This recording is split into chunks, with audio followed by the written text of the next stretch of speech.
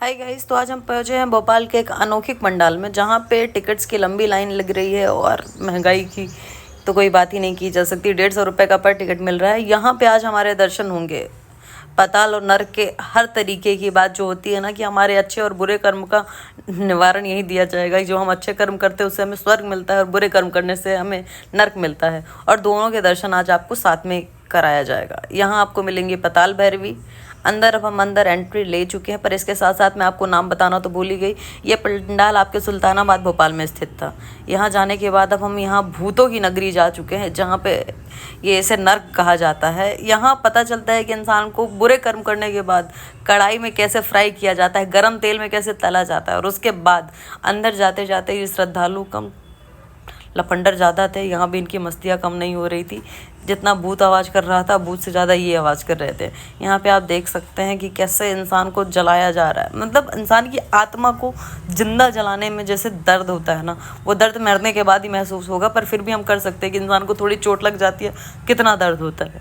ये आपके निकले भूतों के राजा, जो कि आपको हर तरीके की सज़ा देते हैं, जो कि अपने अपने जीवन में करके रखा है। जितने भी कर्म करके रखे हैं, दुष्कर्म अच्छे कर्म, मैं सबको यही प्रेरणा दूंगी कि अच्छे कर्म करो भाई। दुष्कर्म करने के बाद नियति बहुत गलत जगह पे लेकर जाती है, क्योंकि ये सारी चीज़ें जो दिख रही है ना, जितनी डरावनी सामने से दिख रही है, मरने के बाद भी वो चीज़ मिले कोई मतलब नहीं है यार।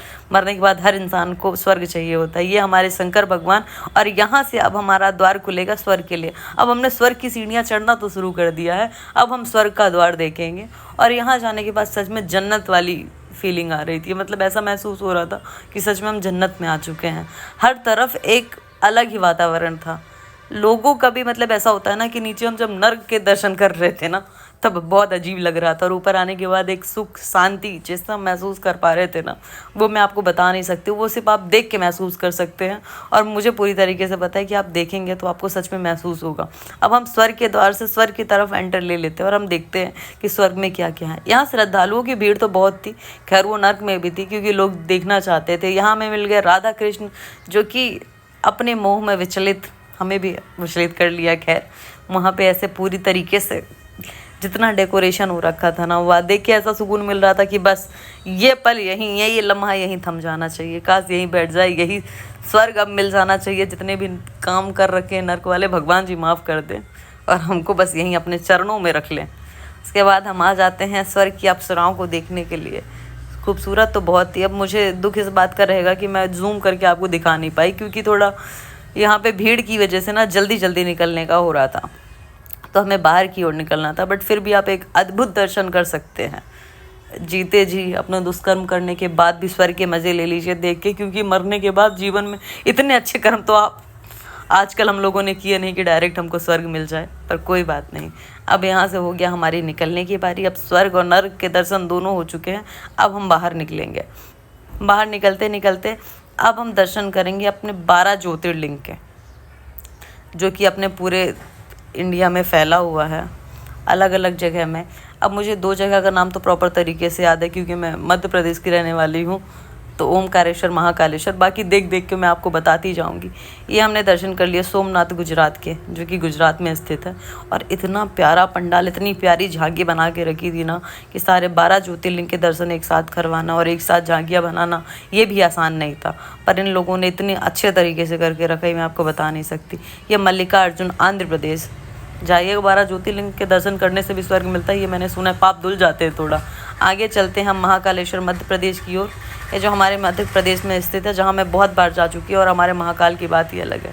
ये हमारे ओमकारेश्वर, ये भी आपको मध्य प्रदेश में ही मिलेंगे, इंदौर के आसपास। खैर मैं इंदौर में रही हूँ, तो मुझे इंदौर की थोड़ी जानकारी है, तो इसलिए मुझे लगा कि मैं आपको भी दे देती हूँ। अब आगे हम देखेंगे कि आगे हम किसके दर्शन करने वाले। इतने दर्शन करने के बाद हमें मिल गई हमारी माता रानी, जिनके पंडाल में हम आए थे। इतनी अद्भुत मूर्ति बना के, मतलब ऐसा होता है ना कि भगवान को देखने के बाद सुख शांति सुकून तो मिलता है यार, क्योंकि वो इंसानों में बात तो रह नहीं गई। तो भगवान जी ऐसा है ना कि जो लोग नहीं मानते, कुछ लोग नास्तिक रहते, पर फिर भी भगवान जी की बात भगवान जी की होती है। अब हम आगे की ओर चलेंगे और हम दूसरे ज्योतिर्लिंग के दर्शन करेंगे, और मैं आपको कराऊंगी। ये भीड़ की वजह से थोड़ा निकलने में मुझे परेशानी हो रही है, पर फिर भी मैं इस भीड़ का सामना करते हुए आगे की ओर जाऊंगी, और जाने के बाद आपको दर्शन करवाऊँगी। अब हम आ गए हैं बैजनाथ धाम पे, जो कि है हमारे झारखंड में।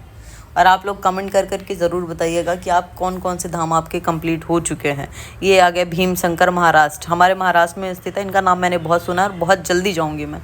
ये रामेश्वरम तमिलनाडु, और इसके बाद नागेश्वर गुजरात। मतलब ये बोला जाता है कि सती माता के जो पिंड थे उनका महाकाल का ऐसा हो गया है कुछ, मैंने स्टोरी तो सुनी थी। ये हमारे मिल गए विश्वनाथ उत्तर प्रदेश में, विश्वनाथ हमारे बनारस में, खैर मैं जा चुकी हूँ। केदारनाथ उत्तराखंड, बहुत स्टोरी सुनी होंगी और आप गए भी होंगे। त्र्यंबकेश्वर महाराष्ट्र, यहाँ 12 ज्योतिर्लिंग के दर्शन करेंगे तो ऑटोमेटिक आपके पाप वैसे ही धुल जाएंगे। उसके बाद हमारा आखिरी घुमेश्वर महाराष्ट्र। इन अगर ज्योतिर्लिंग में जाएंगे आपकी मन्नतें भी पूरी होंगी और आपके मन को भी शांति मिलेगी। उसके बाद हम थोड़ा सा मिल लेते हैं अपने बतख से। ये हमारे बतख प्रॉपर ब्रेड खाते हैं। सो खैर हमने ब्रेड नहीं लिया क्योंकि वो ख़त्म भी हो चुके थे। थोड़े बहुत जो बचे थे ना, तो उन लोगों ने इतना खा लिया था, मतलब श्रद्धालुओं ने इतना खिला दिया था कि उनका पेट वैसे भी भर चुका था। तो हमें लगा कि इनका पेट ख़राब नहीं करना चाहिए। हमने उनको ऐसे ही हाय हेलो कर लिया।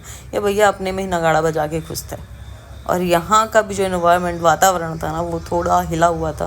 भीड़ बहुत ज़्यादा थी, भगवान से ज़्यादा इन लोगों को फ़ोटो में श्रद्धा आ रही थी। सब फ़ोटो में व्यस्त थे। मुझे भी चढ़ने में थोड़ी सी दिक्कत आ रही थी क्योंकि मेरे पैरों में परेशानियाँ थी, थोड़ा मेरे पैर में दर्द चल रहा था। पर फिर भी आगे आगे बढ़ते बढ़ते हमने दर्शन की ओर पहुंच गए। दर्शन की ओर पहुंचने के बाद ऐसा हुआ, हमने किए भगवान जी के दर्शन। अब हमारी बारी आ गई जाने की। हमने स्लीपर उतार रखी थी क्योंकि हमने पहन के रखी थी बड़ी बड़ी हील्स, जो कि पहनने में हमको बड़ी दिक्कत आ रही थी। उसके बाद हमने सोचा चलो पहन लिया जाए। भगवान की दया से ये इंसान बहुत अच्छा है जो मेरी बहुत तरीके से रक्षा करता है। अब हम आ गए नेक्स्ट एग्जिट की तरह। अब हम निकास द्वार से हम बाहर की ओर जाएंगे और आपको मिलेंगे अपने नए ब्लॉग में। तब तक आपको ध्यान रखना है। गुड बाय, प्रणाम।